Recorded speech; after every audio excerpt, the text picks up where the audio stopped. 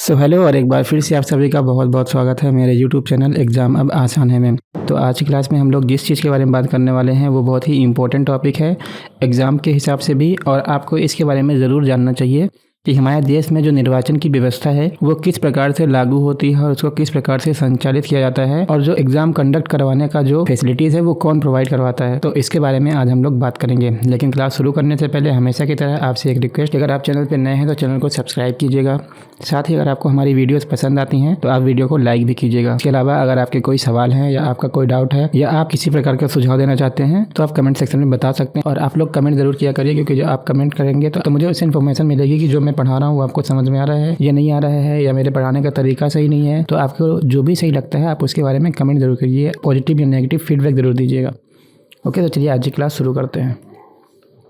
तो आज हम लोग पढ़ने वाले हैं भाग 15, जहाँ पर हम लोग बात करेंगे निर्वाचन यानी कि इलेक्शन के बारे में। तो आज हम लोग देखेंगे कि हमारे देश में किस प्रकार से इलेक्शन होता है और इसको जो संचालित करने का जो जिम्मेदारी होती है वो किसके ऊपर होती है और इसमें कौन सी संस्थाएं होती हैं जो शामिल होती हैं। तो क्लास शुरू करने से पहले सबसे पहले हम लोग जान लेते हैं कि निर्वाचन होता क्या है। ओके, तो निर्वाचन जो होता है, आप चाहे कहीं भी रह रहे हो तो हर जगह पे निर्वाचन जरूर होता है, चाहे वो ग्रामीण स्तर हो, चाहे वो नगर पंचायत हो, नगर निगम हो या नगर पालिका हो। तो जो निर्वाचन का प्रावधान है वो हर जगह है, क्योंकि अगर हम लोग बात करें ग्रामीण स्तर पर तो ग्रामीण स्तर पर ग्राम पंचायत का चुनाव होता है, और नगर स्तर पर नगर पालिका, नगर पंचायत, नगर निगम, ये सारे चुनाव कंडक्ट कराए जाते हैं। और ये जो चुनाव हैं ये बेसिकली कंडक्ट कराए जाते हैं निर्वाचन आयोग के द्वारा। जो निर्वाचन आयोग होता है वो मोस्टली देश के अंदर चुनाव यानी कि निर्वाचन कराने के लिए जिम्मेदार होता है, और जो भी फैसिलिटीज़ या जो भी सिक्योरिटी होती है वो सारी चीज़ें प्रोवाइड कराने की जो जिम्मेदारी है वो निर्वाचन आयोग को दी गई है, और ये प्रावधान जो है हमारे संविधान में किया गया है। तो मैं मान के चलता हूँ कि आपको निर्वाचन के बारे में पहले से पता है, और अगर नहीं भी पता है तो मैंने थोड़ी बहुत जानकारी आपको दे दी है, तो आपको उससे मोटा मोटा आइडिया लग गया होगा। ठीक है, तो अब हम लोग बढ़ते हैं अपने सिलेबस की ओर। तो आज जो हम लोग पढ़ेंगे तो उसके बारे में सबसे पहले एक ओवरव्यू ले लेते हैं कि आखिर में निर्वाचन क्या है और ये किस तरह से हमारे देश में योगदान देता है और जो देश की व्यवस्था है उसको अच्छा बनाता है। सबसे पहले पहला पॉइंट है, भारत एक लोकतांत्रिक देश है तथा निर्वाचन की प्रक्रिया संविधान के लोकतंत्रात्मक स्वरूप को मजबूत करता है। ओके, तो जो भारत है वो एक लोकतांत्रिक देश है। ये सारी चीज़ें हम लोगों ने तभी पढ़ ली थी जब हम लोग संविधान की प्रस्तावना पढ़ रहे थे, और संविधान की प्रस्तावना में मैंने आपको काफ़ी अच्छे से बताया था कि लोकतंत्र का मतलब क्या होता है और लोकतांत्रिक जो स्वरूप है भारत का वो कितना विशिष्ट है। तो अगर मैं बात करूं लोकतंत्र की, तो लोकतंत्र एक ऐसी व्यवस्था होती है जहां पर जो जनता होती है वो प्रत्यक्ष रूप से अपने प्रतिनिधियों को चुनती है, और उनके द्वारा चुने गए लोग ही राजनीतिक पदों पर यानी कि जो राजनीतिक प्रमुख पद होते हैं उन पर बैठते हैं। जैसे कि एमएलए हो गया, उसके ऊपर मंत्री हो गए, उसके ऊपर सीएम हो गया, उसके ऊपर प्रधानमंत्री हो गया। तो ये जो सारी व्यवस्था है और इनको जो चुनने का जो प्रावधान है वो जनता के पास प्रत्यक्ष रूप से होता है, और जनता जिसे चाहे वो अपना प्रतिनिधि बना सकती है। और इसके लिए हमारे देश में निर्वाचन की प्रक्रिया को अपनाया गया है, और जो निर्वाचन की प्रक्रिया है वो लोकतंत्र को मजबूत बनाती है, क्योंकि जो निर्वाचन की प्रक्रिया है उसमें जो सबसे महत्वपूर्ण भूमिका है उसमें सबसे महत्वपूर्ण भूमिका जो है वो जनता की होती है, और बिना जनता के निर्वाचन कंडक्ट कराना ही पॉसिबल नहीं है। इसलिए ऐसा माना जाता है कि जो निर्वाचन है वो जो देश का लोकतंत्रात्मक स्वरूप है उसको मजबूती प्रदान करता है। ओके, तो आपको ये पॉइंट समझ में आ गया होगा। इसके बाद है दूसरा पॉइंट, भारत को एक लोकतांत्रिक देश बनाए रखने में निर्वाचन एक महत्वपूर्ण भूमिका निभाता है। तो बिल्कुल जो निर्वाचन आयोग है वो ये सुनिश्चित करता है कि जहाँ पर भी निर्वाचन हो रहे हैं तो वहाँ पर किसी भी प्रकार का भेदभाव ना हो, ना ही किसी भी प्रकार का पक्षपात या ऐसी गतिविधियाँ हो रही हों जिससे जो निर्वाचन है उस पर कोई भी नकारात्मक प्रभाव पड़े। यानी कि ऐसा नहीं होता कि जो ज़्यादा शक्तिशाली या ज़्यादा पावर या ज़्यादा पैसे वाले हैं वो अपने निर्वाचन में अपनी साठगांठ करके अपने पक्ष में मतदान ज़्यादा डलवा लेंगे। तो ऐसा प्रावधान नहीं है, और ये पावर जो है पूरी तरह से जनता के पास है कि वो जिसको चाहे अपना वोट दे सकती है। बाहर भले ही कितने भी वादे कर ले जनता किसी से भी, लेकिन जब वो वोट देने जाएगी तो उसके पास इतनी प्राइवेसी यानी कि इतनी उसको निजता दिया जाता है कि वहाँ पर जो है उसके अलावा और कोई नहीं होता। वो सिर्फ उसके ऊपर डिपेंड करता है कि वो अपना मतदान किसको देना चाहता है। इससे फ़र्क नहीं पड़ता कि उसने बाहर किसको क्या वादा किया है या किससे क्या। तो आप बिल्कुल समझ गए होंगे कि मेरा क्या मतलब है। तो इन सब चीज़ों से बिल्कुल भी फ़र्क नहीं पड़ता है कि बाहर किससे क्या बात हुई, कितने में बात हुई। फ़र्क इस बात से पड़ता है कि आप उस निर्वाचन केंद्र में जाकर किसको वोट डालते हैं।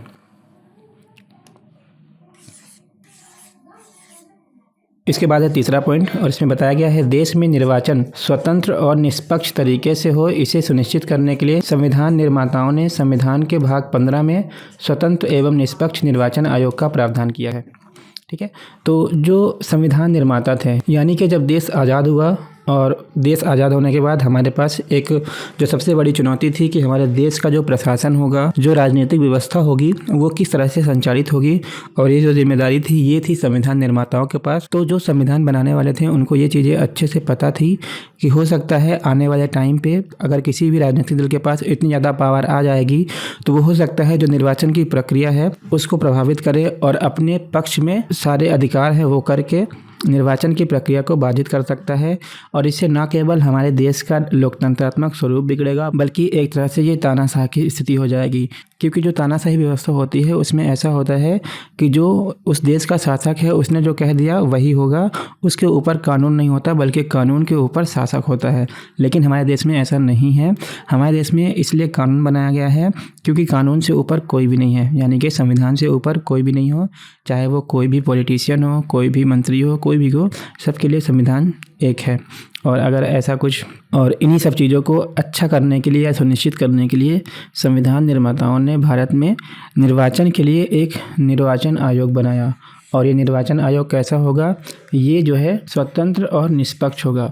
स्वतंत्र का मतलब ये है कि निर्वाचन आयोग जो है अपने कार्यों में स्वतंत्र होगा, अपने कार्य विधियों में स्वतंत्र होगा और अपने कार्य करने के तरीकों में स्वतंत्र होगा। उसको कोई भी पॉलिटिकल पार्टी यानी कि राजनीतिक दल ये नहीं बताएगा कि आपको यहाँ पर ऐसी व्यवस्था लागू करनी चाहिए निर्वाचन के दौरान। ये पूरी तरह से निर्वाचन आयोग पर निर्भर करता है कि वो कहाँ पर किस तरह से व्यवस्था लागू करती है, और उसको जो है उसका जो अल्टीमेट गोल होता है वो होता है निर्वाचन को यानी कि इलेक्शन को कंडक्ट कराना, और वो जो है अच्छे से कंडक्ट करवाता है उस चीज़ को।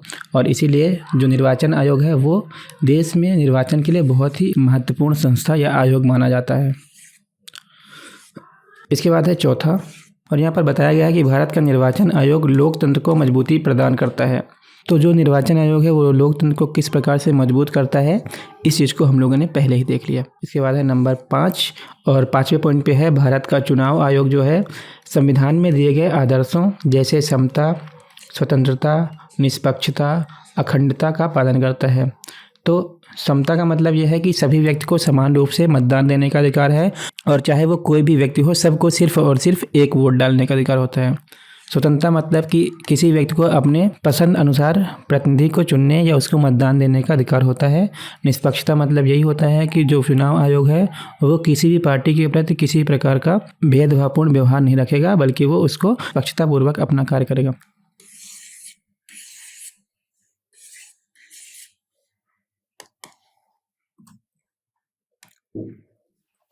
ओके, सो अब बात करते हैं भारत के निर्वाचन आयोग के बारे में।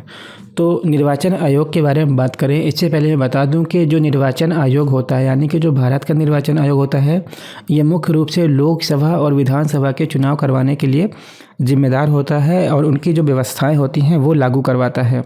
लेकिन अगर बात करें ग्राम पंचायत, नगर निगम के चुनाव के बारे में, तो इन सारे चुनाव को कंडक्ट करवाने के लिए राज्यों में यानी कि हर एक राज्य में एक राज्य निर्वाचन आयोग होता है।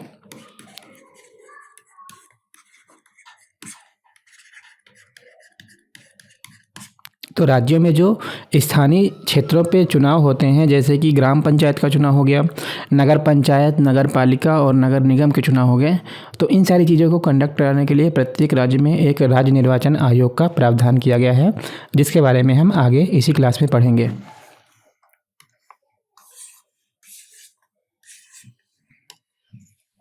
ओके, सो भारत निर्वाचन आयोग के बारे में सबसे पहले अनुच्छेद 324 में बताया गया है कि भारत का एक स्वतंत्र एवं निष्पक्ष निर्वाचन आयोग होगा, यानी कि जो भारत है उसमें चुनाव को कंडक्ट करवाने के लिए, उसको सुचारू रूप से लागू करने के लिए, और जो निर्वाचन के दौरान जो व्यवस्थाएं होंगी उन सारी चीज़ों की देखरेख के लिए एक निर्वाचन आयोग जो है भारत में होना चाहिए, और इसका प्रावधान जो है संविधान निर्माताओं ने अनुच्छेद 324 में किया है।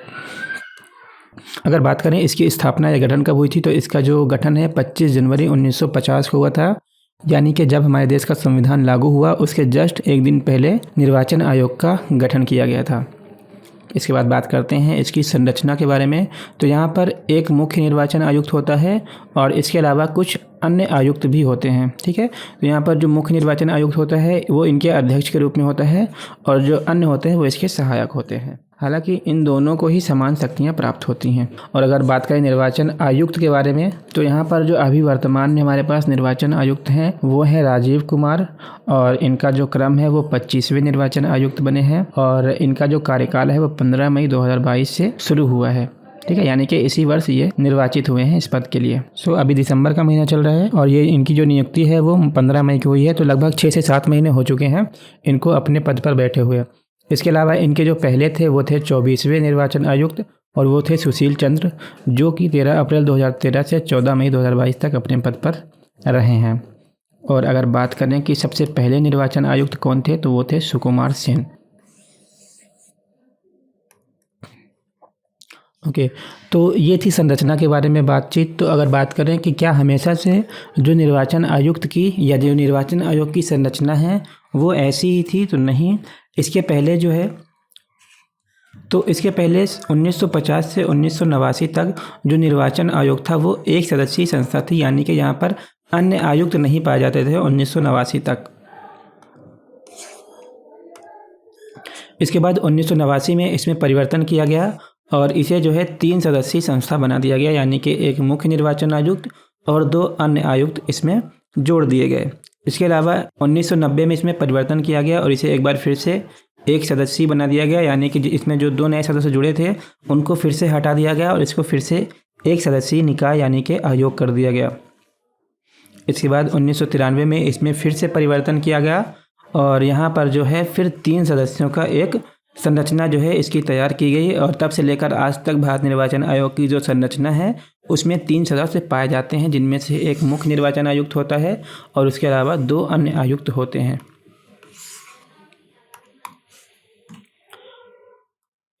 तो वर्तमान स्थिति कैसी है? ओके, वर्तमान स्थिति कैसी है? इसमें 3 सदस्य पाए जाते हैं।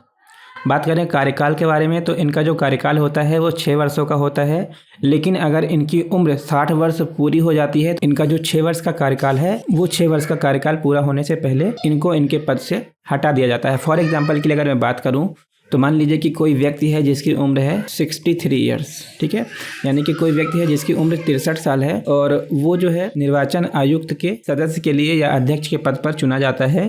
तो इसकी अब उम्र कितनी बची है? 65 साल पूरा होने में 2 वर्ष। तो इसको सिर्फ 2 वर्षों के लिए ही इसके पद पर लिया जाएगा, क्योंकि जो 65 वर्ष की आयु है वो एक लिमिटेशन है, यानी कि इस सीमा तक ही कोई भी व्यक्ति इस आयोग के किसी पद पर रह सकता है। अगर उसकी उम्र 65 वर्ष है तो वो है, तो अगर किसी व्यक्ति की उम्र 65 वर्ष है तो 65 वर्ष से ज़्यादा वो निर्वाचन आयोग के सदस्य या अध्यक्ष के पद पर नहीं रह सकता। बात करें योग्यता के बारे में, तो इनकी जो योग्यता है इसके बारे में संविधान में कहीं भी कुछ भी नहीं बताया गया है। इसके बाद है मुख्य निर्वाचन आयुक्त एवं अन्य आयुक्तों की नियुक्ति राष्ट्रपति द्वारा की जाती है। तो इनकी जो नियुक्ति है वो राष्ट्रपति करता है।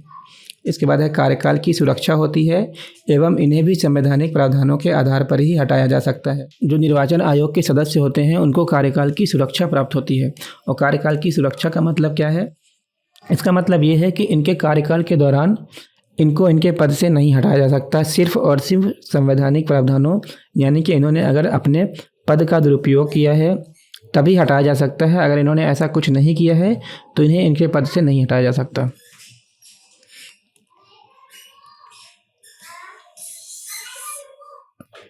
इसके बाद इन्हें उसी प्रकार पद से हटाया जा सकता है जिस प्रकार सर्वोच्च न्यायालय के न्यायाधीश को महाभियोग द्वारा हटाया जाता है।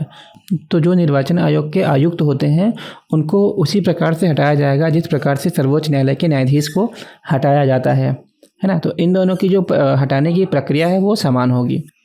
इसके बाद है प्रादेशिक आयुक्तों को मुख्य आयुक्त की सलाह पर हटाया जाता है। तो जो प्रादेशिक आयुक्त होते हैं इनकी जो पद मुक्ति है वो मुख्य आयुक्त यानी कि जो मुख्य निर्वाचन आयुक्त है उनकी सलाह पर ही राष्ट्रपति द्वारा हटाया जाता है। इसके बाद है नियुक्ति के पश्चात इनके वेतन भत्तों में कमी नहीं की जा सकती। सेवानिवृत्ति के बाद निर्वाचन आयुक्तों को सरकार द्वारा अन्य पदों पर नियुक्त किया जा सकता है। ठीक है, यानी कि जैसा हम लोगों ने पढ़ा था कि जो संघ लोक सेवा आयोग के और राज्य लोक सेवा आयोग के अध्यक्ष या सदस्य होते हैं, उनको सेवानिवृत्ति के बाद किसी भी राजनीतिक पद पर या किसी भी सरकारी पद पर नहीं बैठाया जा सकता था। उनको सिर्फ और सिर्फ किसी लोक सेवा आयोग का सदस्य या अध्यक्ष ही बनाया जा सकता था। लेकिन यहाँ पर ऐसा प्रावधान नहीं है और इनको सरकार द्वारा अन्य पदों पर भी नियुक्त किया जा सकता है।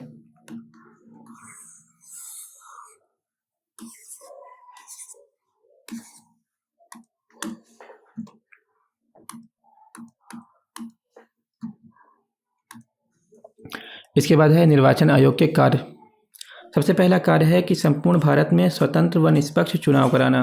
तो जो निर्वाचन आयोग है उसका सबसे बड़ा कार्य यही होता है कि जो निर्वाचन की प्रक्रिया है उसको बिल्कुल एकदम स्वतंत्र और निष्पक्ष तरीके से पूर्ण कराना और इसमें किसी प्रकार की त्रुटि उत्पन्न ना हो, किसी प्रकार का भेदभाव ना हो और लोग आसानी से और सुचारू रूप से मतदान की जो प्रक्रिया है उसको संपन्न कर सकें। इसके बाद है परिसीमन आयोग अधिनियम 2002 के प्रावधानों के अनुसार जनसंख्या के आधार पर निर्वाचन क्षेत्रों के भूभाग का निर्धारण करना। यानी कि जो परिसीमन आयोग अधिनियम 2002 पारित किया गया था, हालांकि इसे संशोधन करके बनाया गया था, लेकिन फिर भी आप याद रखिए कि 2002 के प्रावधानों के अनुसार ही जो निर्वाचन क्षेत्र का निर्धारण होता है वो करने का जो अधिकार है वो भी निर्वाचन आयोग को है। इसके बाद है लोकसभा एवं विधानसभा के निर्वाचन के लिए निर्वाचन नामावली यानी कि मतदाता सूची को तैयार करना। ये भी जो काम है वो भी निर्वाचन आयोग ही करता है और इसके बारे में अनुच्छेद 325 में बताया गया है। इसके बाद सभी वयस्क मतदाताओं को पंजीकृत करना, यानी कि कौन व्यक्ति वयस्क हो गया है और उसको मतदान देने का अधिकार है या नहीं है, ये निर्धारित करने का अधिकार सिर्फ और सिर्फ निर्वाचन आयोग को है और जो पंजीकरण होता है वो भी निर्वाचन आयोग ही करता है। इसके बाद है राजनीतिक दलों को मान्यता देना, राजनीतिक दलों को चुनाव चिन्ह प्रदान करना। ठीक है, तो जो राजनीतिक दल होते हैं तो उनके लिए कुछ शर्तें होती हैं कि कोई भी राजनीतिक दल तब राजनीतिक दल कहा जाएगा जब वो कुछ शर्तों को पूरा करेगा और जब वो उन शर्तों को पूरा करता है तो उसे राजनीतिक दल की मान्यता जो प्रदान करने का अधिकार है वो भी निर्वाचन आयोग को है और उन्हें जो चुनाव चिन्ह प्रदान किया जाता है उसको प्रदान करने का अधिकार भी जो है वो निर्वाचन आयोग को है। यानी कि ये भी एक निर्वाचन आयोग का काम है कि वो राजनीतिक दलों को चुनाव चिन्ह प्रदान करेगा। इसके बाद निर्वाचन संबंधी विवादों की जांच करना, यानी कि निर्वाचन के संबंध में अगर किसी भी प्रकार से कोई मुद्दा या विवाद उत्पन्न होता है तो इसका जो जांच करने का जो अधिकार है या जो कार्य है वो जो है निर्वाचन आयोग को होगा और इसके लिए निर्वाचन आयोग जांच अधिकारी की नियुक्ति करता है और वो फिर जो है जांच करता है और इसकी जो रिपोर्ट है वो निर्वाचन आयोग को सौंपता है और उसके आधार पर निर्वाचन आयोग अपने निर्णय लेता है। निर्वाचन के समय आचार संहिता लागू करना। ओके, तो जो आचार संहिता लागू की जाती है वो भी जो कार्य है वो निर्वाचन आयोग का ही होता है। मतदान केंद्रों में लूटपाट, हिंसा तथा अन्य ऐसे कार्य जिससे निर्वाचन प्रणाली में त्रुटि पैदा हो तो ऐसी स्थिति में निर्वाचन रद्द करना। ठीक है, यानी कि अगर कहीं पर मत पड़ रहे हैं यानी कि वोट डल रहे हैं तो वहाँ पर अगर ऐसी कोई गतिविधि होती है किसी भी व्यक्ति के द्वारा या किसी भी दल के द्वारा, तो वहाँ पर अगर ऐसी कोई भी गतिविधि होती है जिससे निर्वाचन की प्रक्रिया जो है वो बाधित होती है तो फिर निर्वाचन आयोग का ये कार्य है या उसकी शक्ति है कि वो उस क्षेत्र में निर्वाचन को जो है रद्द कर सकती है।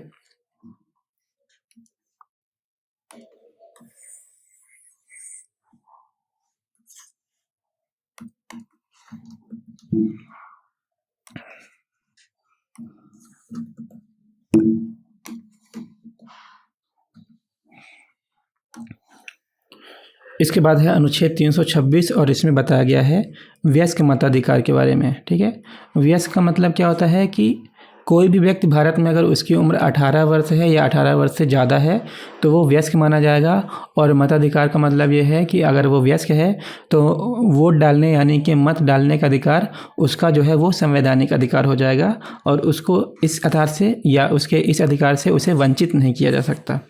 ठीक है, तो प्रत्येक नागरिक जिसकी उम्र 18 वर्ष है या अधिक है उसको मत देने का अधिकार है और यह उसका संवैधानिक अधिकार है। तो कोई भी व्यक्ति जो 18 वर्ष का हो चुका है उसको जो है वोट डालने का अधिकार है। हालांकि पहले ऐसी व्यवस्था नहीं थी, पहले जो वयस्क होने की उम्र थी भारत में वो 21 वर्ष थी, लेकिन फिर 1989 में इसमें संशोधन किया गया और इसको जो था 18 वर्ष कर दिया गया। ठीक है,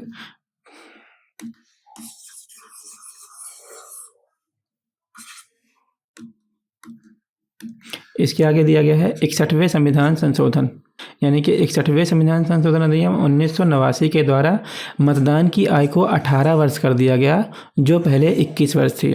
यानी कि जो पहले जो 21 वर्ष की आयु थी उसको परिवर्तित करके जो मतदान देने की या वयस्क की उम्र है उसको 18 वर्ष कर दिया गया। इसके बाद है अनुच्छेद 327 और इसमें बताया गया है लोकसभा निर्वाचन हेतु विधि बनाने का अधिकार संसद को है। तो जो लोकसभा से संबंधित जो भी कानून बनाने का अधिकार है या लोकसभा निर्वाचन से संबंधित जो भी कानून बनाने का अधिकार है वो सिर्फ और सिर्फ संसद को है। और अनुच्छेद 328 में बताया गया है कि विधानसभा निर्वाचन हेतु विधि बनाने का अधिकार राज्य विधानमंडल को है। ठीक है, तो लोकसभा से संबंधित संसद को और विधानसभा निर्वाचन संबंधित जो कानून बनाने का अधिकार है वो है राज्य विधानमंडल को।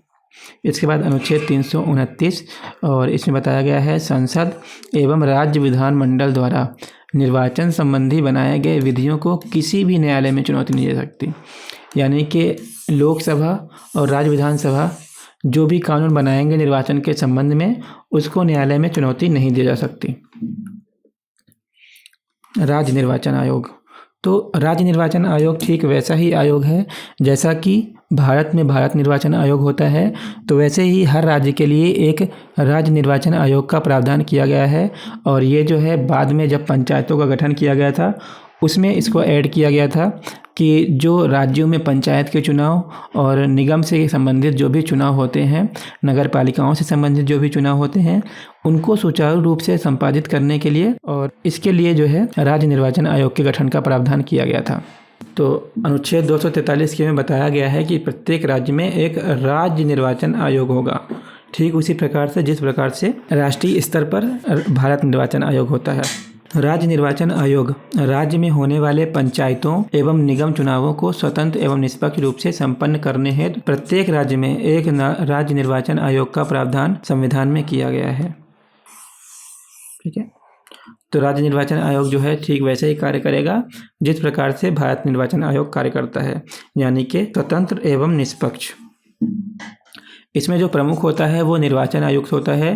तो जिस प्रकार से भारत निर्वाचन आयुक्त में हम लोगों ने देखा था कि एक मुख्य निर्वाचन आयुक्त और 2 अन्य आयुक्त होते हैं, तो यहाँ पर ऐसा नहीं है। यहाँ पर सिर्फ और सिर्फ एक ही आयुक्त होता है जिसको निर्वाचन आयुक्त बोला जाता है। इसकी जो नियुक्ति है वो राज्यपाल द्वारा की जाती है और इसकी जो पद मुक्ति है उसको उसी प्रकार से हटाया जाता है जिस प्रकार से उच्च न्यायालय के न्यायाधीश को हटाया जाता है। इसके बाद है राज्य निर्वाचन आयुक्त की सेवा शर्तों में नियुक्ति के पश्चात उसके लिए अलाभकारी, ठीक है, तो 1 लाख काट दीजिएगा आप लोग, अलाभकारी परिवर्तन नहीं किए जा सकते। अब अलाभकारी परिवर्तन से मतलब क्या है कि जो एक व्यक्ति है जो राज्य निर्वाचन आयुक्त के पद पर बैठा हुआ है, तो उसके लिए एक ये है कि जिस दिन से वो अपने पद पर बैठ जाएगा तो उस दिन से उसकी जो वेतन यानी कि जो वेतन है उसका जो भत्ता है उसमें चेंजेस नहीं किए जाएंगे, यानी कि उनको कम नहीं किए जाएंगे। उन्हें बढ़ाया जा सकता है लेकिन उन्हें कम नहीं किया जा सकता। ये उनकी सेवा की एक शर्तें हैं। दूसरा है राज्य निर्वाचन आयोग द्वारा आग्रह किए जाने पर राज्यपाल उसके कार्यों में सहायता हेतु आवश्यक कर्मचारी उपलब्ध कराएगा।